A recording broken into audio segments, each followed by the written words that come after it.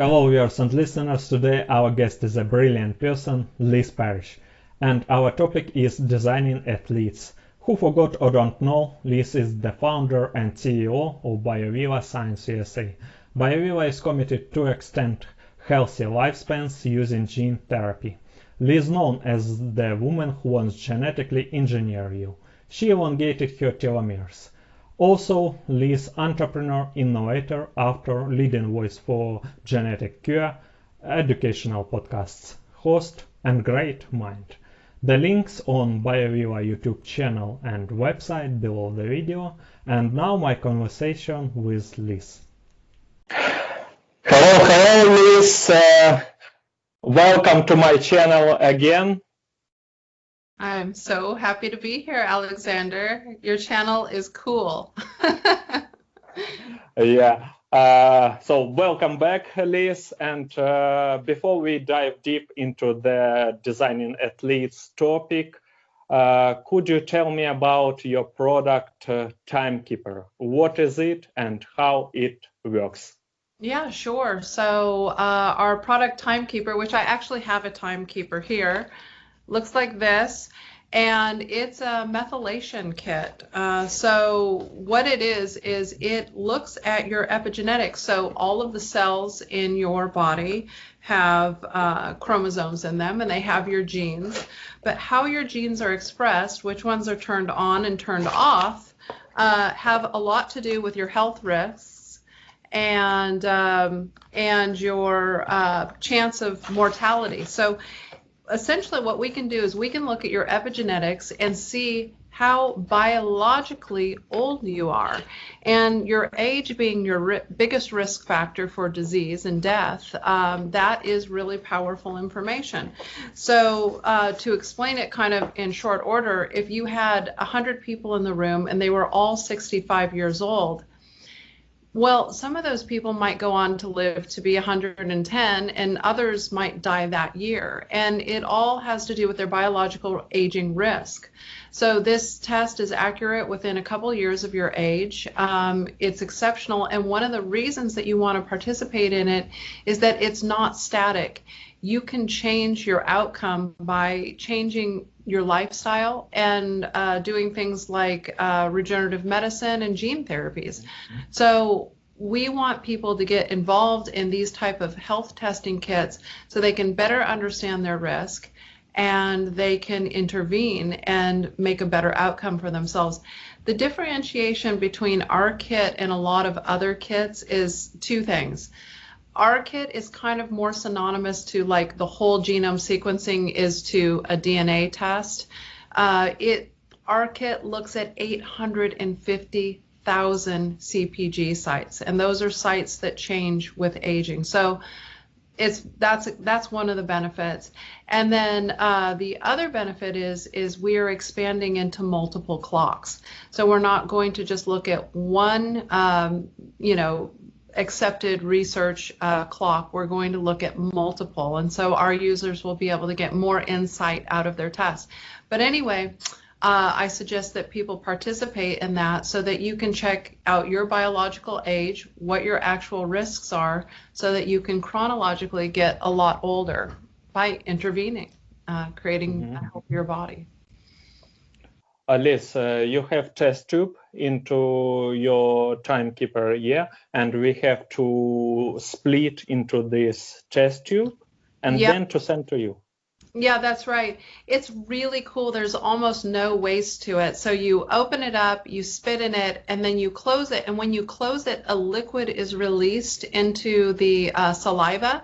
Then you shake it and you mail it back, and that's all you have to do. So we wanted to do a saliva test specifically because we want people to do this test over and over so that they can check to see if their biohacking is working. You know, whether you're doing a gene therapy or you're doing a diet or you're doing an exercise program, you want to see if it's working, so you want to do the kit more than once. And we know that when people have to do blood draws or they have to prick their finger, they don't like to do those tests again. It's just uncomfortable. There's a lot of extra steps. So yeah, we did the saliva test. Great. So now we are able to send our genetic materials directly to your lab, no matter where we are. Yep, anywhere in the world. Yeah. Liz, are you familiar with the situation when parents push their children to go to different kinds of sport and expect from them that they will be next sport celebrities? In my opinion, better at first to do genetic tests that to see and to know will they excel at specific kind of sport or no. So, Liz, genetic tests can predict will be a child next Alex Morgan or Wayne Gretzky. You know, they can. They can help predict it quite a bit. And it is really, it's really sad when we see people pushing their kids to do things that they might not be genetically set up to really excel at. But there is such thing as a lot of practice, and a lot of practice can go a long ways. But what it can't do is meet a lot of practice that's matched with the right genetics. And so even though there's outliers to the situation, most of all of the sports people who get very famous they all have a genetic advantage. Mm-hmm. So, Liz, is a successful sport performance determined by genes? Is it a gene lottery?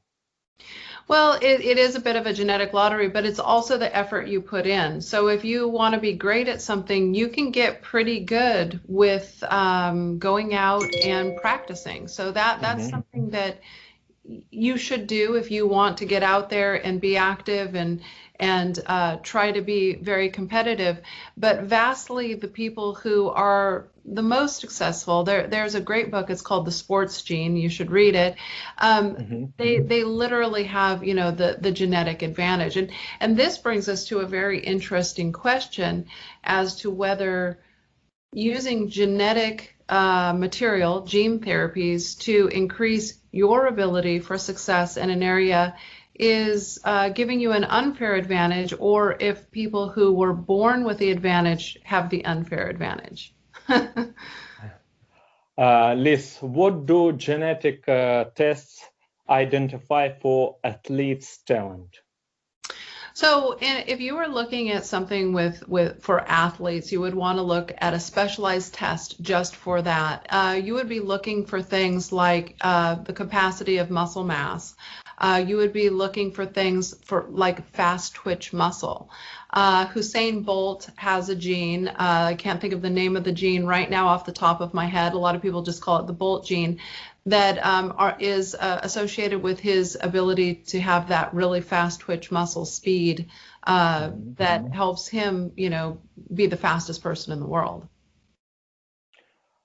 Liz, additionally to sport potential, genetic tests can measure our intellectual activity. I think that those kind of tests are coming. I think there's a lot of hesitation around that type of testing, and the country that has excelled the most at looking at intelligence and the genes behind them is actually China. So Beijing University did the most in-depth testing on genes associated with intelligence.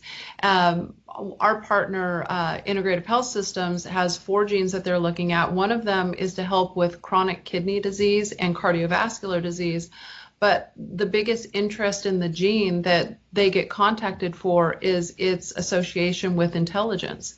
In animal studies, when you upregulate the protein, you know, mice studies are something like 20% smarter after the upregulation of the protein that the gene creates. So there's a lot of interest in being smarter. Think about that. If you're doing sports, you need to be fast. You also, your brain has to be very accurate.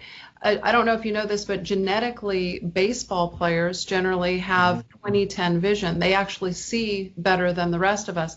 Basketball players generally have their arms are just a little bit genetically longer than they should be. Usually when you span your arms out, you know, your height and the width of your arms are the same, but they generally have longer arms. So there are all of these little gene tweaks that lend to success in many of the people. I won't say all of the people because I don't want to discourage people, but in many of the people that are highly successful, they have these abilities. And so, being stronger, smarter, faster certainly is going to be an advantage in sports. Liz, genetic testing can predict the odds of getting injury. Well, that actually might be an interesting thing because that might be a little bit different than we think. Certainly, if you have a genetic predisposition for a disease where you heal slowly, that'd be one thing.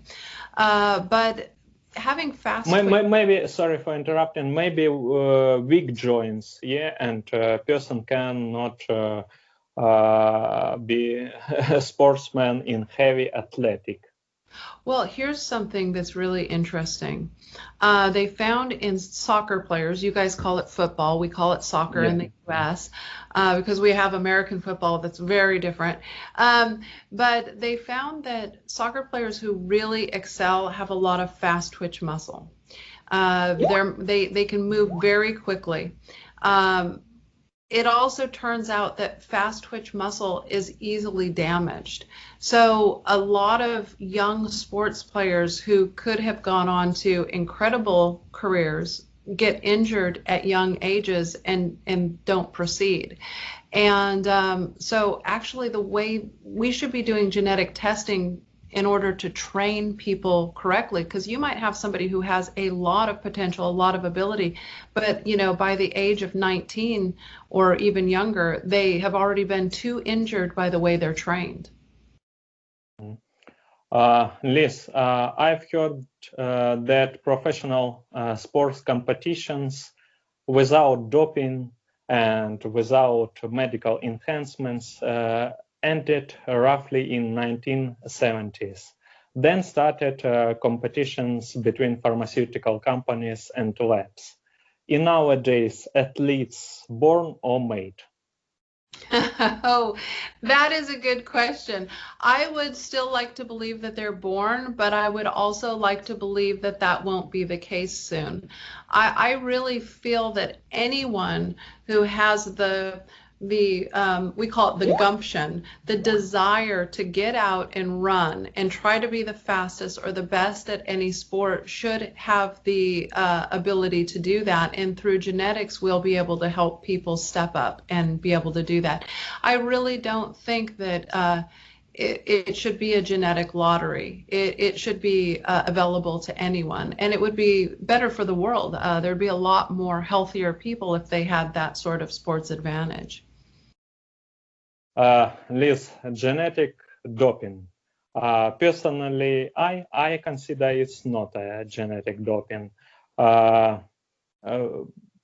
In my opinion, it's a normal, natural approach of human beings' enhancement. It's gene therapy, it's level up in our evolution. Do you agree or disagree with me? Oh, I agree with you entirely. I mean, the reason why so many people are attracted to gene therapy is because even if you like to be naturopathic or anything else, we're using natural human genes and they're just doing what they do best, which is creating the proteins that you need to be stronger, smarter, faster, healthier. And almost all of the genes that we look at to treat things like conditions like biological aging and childhood disease have some advantage to people in the arena of sports and health because they're catered towards better functioning organs. They're catered towards better muscle mass over time. Frailty kills. So the less muscle mass you have as you get older, the more likely you are to die young. The clotho that protects some of your organs and increases intelligence, that is something that you certainly need in sports, but you also need it for a healthy life. And so it's very likely that a lot of these gene therapies that will be used for health will actually, as a side effect, create better athletes. Liz, is it possible or impossible to completely rewrite genome and DNA of the athlete? To completely rewrite it? Yeah, in nowadays, maybe in future you think then that we will be able to do it. I think that it's a good question, because if you really wanted to build an organism that developed fully with the full advantage of genes, you would really want them to be modified at the embryonic level before they completely develop. But can we give an advantage with gene therapy, and will we be able to maybe even be full advantage, the full potential, and outstrip what athletes can do today with just gene therapy? Yeah, I believe we could. Liz, CRISPR-Cas9, is it right tool to hack our DNA? Well, I think that it's essential that we start hacking our DNA. We are given these great tools through science, and to be ill, to be sickly, to die of the same diseases over and over is not very productive for our species. So I think that it's an imperative that we start to embark on, again, excellent health that crosses over to enhancement. I mean, constantly, we get questions about preventative medicine and enhancement. Gene therapy really blurs the lines, I mean, you need to, in order to not die in a car accident, you need to be, a quarter of a second faster in your responses. In order to not die of frailty and metabolic disorder, you need stronger muscle mass. There's a lot of argument for being faster in general is highly beneficial. So, we're really going to slur the lines between preventative medicine and enhancement. But do I think it's necessary? Absolutely, because the same type of therapies that enhance an athlete also keep that person from dying as young from dementia, from cancer, from heart disease. We have athletes that are amazing, and almost every year some 20-year-old dies on the field of a heart attack. Not okay. Liz, if we genetically engineer a person, he or she will be faster, smarter, stronger. These enhancements will affect on rejuvenation and longevity of this person. Yeah, absolutely. I mean, that all of the genes that we look at as a company are all about helping people live longer. So they're all about creating extended health span. So if you are going to live from 0 to 150, we want you to live healthy during that period. We want you to be active, and we want you to be part of society. We don't want you to be sick, because that is a great detriment to society. It takes lots of money, energy, resources, and it's very sad. There's a lot of suffering involved. So we would want to keep your body healthy, youthful, and will these sports players that are already out there play for an extra decade? Yeah, probably. I mean, look, we have people playing sports longer than ever and breaking records still. We're still the same humans that we were 100 years ago. We have, due to our generations are so long, but we're breaking records more than ever, and I think that we will continue to do that. The fastest runners, the fastest swimmers, all of that will continue to build with these technologies. Liz, do telomeres extension affect on sports results? Well, certainly as telomeres get short, the body starts to get senescent cells, and senescent cells do not perform anymore. They don't perform like young cells, and they start to increase inflammation. And so this is when you'll see sports players start to exit the sports arena around in their 30s, right? Some sports players make it that long. And it really is the driving of senescent cells. So senescent cells can happen because your telomeres get short. So if you're out there and you're doing a lot of damage to your body, your cells have to turn over many times, and we have a limited cell division without lengthening telomeres. So we have a limit to cell division. So when those cells get damaged, they might go senescent, even with the telomeres longer if they've had a damage to the telomere area, but they also will get shorter with cell divisions. And so, yeah, keeping your telomeres long is going to be essential to sports players playing sports longer and people living longer. It literally adds time to your clock. Liz, in your opinion, genetic enhancements of some people are leading us to appearance of super human beings and bigger gap between social classes? Well, I think that that's one of the reasons our company is there. We want to make sure that when we find health-related associated cures through genetics, that people get access to those. So when you're treating something like biological aging, which is what our company is looking at, you're looking at treating the biggest unmet need. So by scale, I think that we can get the cost of these therapies down. And as they extend human lifespan and people can perform and be healthier longer, they will trickle down to everyone, because it is a huge social and financial burden to every country to have people become sick and frail. Liz, since our DNA control everything about us, from how we look like to how our body works, for people who don't need and don't want high achievements in sport, genetic testing can help to know how to feed their organisms precisely, what to eat, that to live a longer and healthy life. Yeah, absolutely. And, not only that, so let's say that you're not interested in sports, you're more interested in academics. Fantastic. I would like you to be interested in everything. I would like you to be unlimited and interested in everything. But should you still increase your muscle mass, increase your intelligence, decrease your risk of heart disease and kidney disease? Yes. So when you have that ability, maybe on the weekends in Oxford, you start to throw a frisbee, you get out, and I would guess that people will get more active in general. So even if you're more focused on academics, having muscle mass and tone and health, I think is still super beneficial. Liz, roughly 180 genes responsible and regulated how tall we are.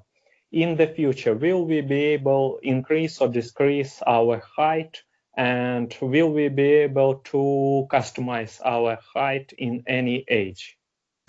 That is a really good question. Because it's called a multi-genetic issue, it becomes a little bit more difficult. But if you can find a master regulator to the system that affects all of those genes, we may be able to do that. Now, here's the difference, though. You've already gone through development. And now you don't have this strong propensity of growth hormone that is pushing further development in your body. So there's a bunch of unknown areas in there, but perhaps if we could find one or two master regulators to height, and then you could be put on a regimen of growth hormone for a certain period of time that was safe for your body, probably we could make you taller. Now, shorter, I don't know about that. I know when I was young, I always wanted to be shorter. Now, being an adult, I don't mind so much, but I was like one of the tallest girls in my whole town. And I remember thinking, why do I have to be so tall? I imagine getting shorter would be very difficult, but getting taller would be easier to achieve. Liz, now I wanna show you one photo. It's me. It's me in my childhood, maybe 5 or 6 years old. As you can see, I was more blonde in my childhood than now. So, Liz, how far we are from time when we'll be able to select, to choose our hair color on color what we want. And in my case, just to recolor. I think number one, your picture is adorable, and you don't look that different. You're still adorable. I know. Look at you. I love kids. I think that that's a really good question. And so when we regenerate cells, when we are able to regenerate hair follicles, will they go back to an adult color? You know, what your adult color is, let's say you're gray, will they go back to adult color, or will they go back to a very young version of your hair color? My hair was white-ish when I was young. In the United States, we call them towheads. I had really white hair, but I also had really thin, fine hair. I don't really know, but I believe that pretty soon we'll be able to modify most of these things. We just need to put, you know, the effort into that area. But with regenerative medicine, already in stem cell use and in some of the therapies, they have seen people get a flush of their natural adult hair color from their 20s, but I don't know if we've seen it younger than that. I am optimistic that we'll be able to change multiple hair colors in the future, but I would have to look into some research to give you a real definitive answer. Okay, great. Liz, in my book, $1 Trillion Industry Cyber Athletics, I'm writing that genetic editing, genetic engineering, modification, and technical augmentations will lead us to real gender equality. And women and men will play in one professional sport team. Do you agree or disagree with my prediction? Oh, I agree, absolutely. We see that lots in the States where young girls want to be on the boys' team, and I think that if that's what they want to do, they should be. I think that the differences in the sexes vastly are, you know, the muscle mass and bone density issues. But absolutely, I think that I think we're working towards a new world of opportunity. And again, even if people are listening and they're thinking, oh, I don't know if this is for me, it doesn't have to be for you, but I want you to think unlimited. I want you to have an unlimited future. And so, you know, don't count yourself out. You know, maybe you're a 5'2" girl, but you want to play American football. If that's really what you want to do, I think you should. Liz, for these types of modifications, genetic modifications, use viruses?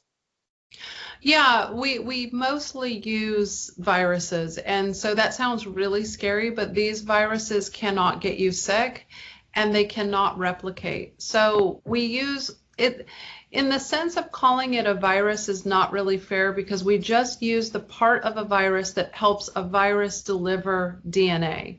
And the rest of it is the DNA that's associated with the healthy outcome that we're looking to put into the cells. We take out the virus's ability to duplicate as well, so it can't get other people sick. And one of the unfortunate limitations of doing gene therapy this way, it can't infect the rest of the cells in your body. So we're limited to just the one-time dose that we put into your body, and that creates some problems with gene therapy because it limits the ability for it to hit multiple cells, right? So yes, we do call them viruses, but it's only the part of the virus that can deliver the gene therapy. When you're doing a gene therapy, you're doing something very specialized. You're taking a gene and you're putting it into a cell and you're trying to get it into the nucleus of the cell. And that takes, you know, engineering and a mechanism that can already do that. So a lot of people are looking at different ways to do that. They're looking at sugar molecules and oils, you can think of them as lipids, that can get genes into a cell. But if you just get it into the cytoplasm, and not into the nucleus, that might not be what we need in gene therapy. And what viruses are really good at is getting their genetic material into cells and into the nucleus. And so we use those type of viruses and then take out, of course, their ability to get you sick. So you're not, if we used a virus in you that was synonymous with a specific disease, you would not get that disease. You would just get a therapeutic gene. Mm-hmm.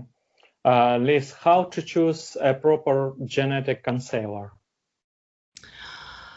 Oh boy, you and I are talking about advanced stuff, and most of the genetic counselors out there right now are only really set up to talk about basic health risks, but I would still say that's a good place to start. They'll look at your genetics, and the thing about genetics is your lifestyle still plays into outcome. So if you have the gene APOE4, you're more likely to get Alzheimer's, but you're not necessarily 100% likely to get it.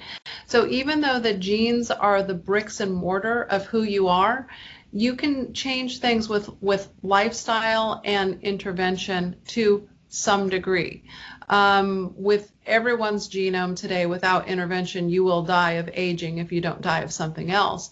So that's what we want to change first. But then we'll be able to go in deeper and start tweaking some of the more fun things that make life a little bit less limited. Sure. Liz, several days ago I did research and found that International Space Station has cost for sponsors $150 billion US dollars. If this amount of money was invested in lifespan extension technologies at least 10 years ago, what results we could have had in 2020? Well, that is a really good question, because part of it is funding, but the other part of the problem is the risk aversion of the use of new drugs.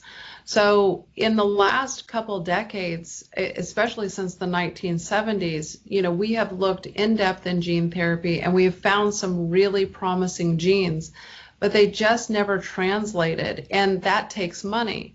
But it also takes the ability to put down the risk aversion of the regulatory bodies. We really need to get these therapeutics into people to see how they perform, to see if they can actually cure disease. So yes, we would be a lot farther. We probably would have had the aging issue cured, and we would have a lot of physically enhanced people.